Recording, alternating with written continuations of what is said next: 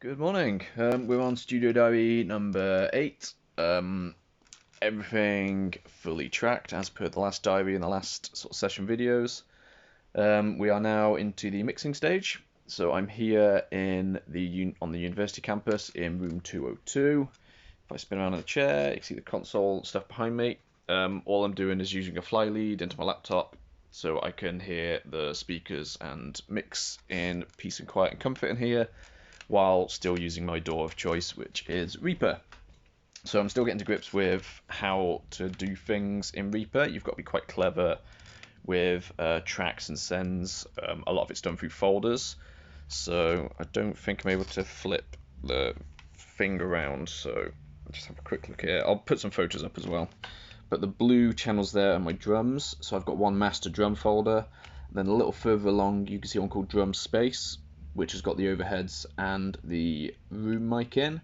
So what that allows me to do is any spatial processing, like if I want to do a bit of dynamic control or some reverb or delay, I could put that on the drum space folder, which works similar to like an aux or a send in Pro Tools, and then I've got full control over that with my drum space folder, because I've not quite figured out how to do sends and things in Reaper yet, because you've got to do fancy stuff with that.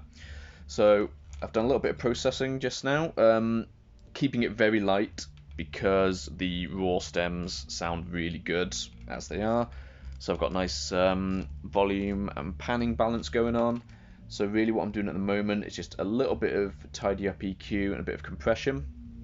I've got this really nice tube compressor that I picked up, which just, even with just the flat default settings on it, it just seems to fatten out the sound quite nicely without making anything pump too badly. So I'm playing around with that a little bit, and I've got the Ozone 11 EQ, which I picked up for free as well, which is really nice.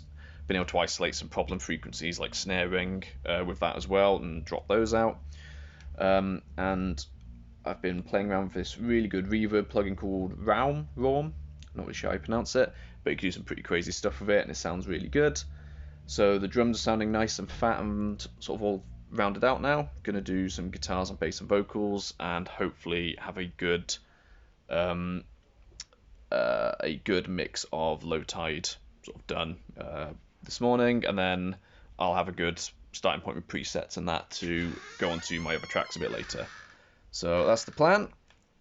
Check in with the next diary in a bit.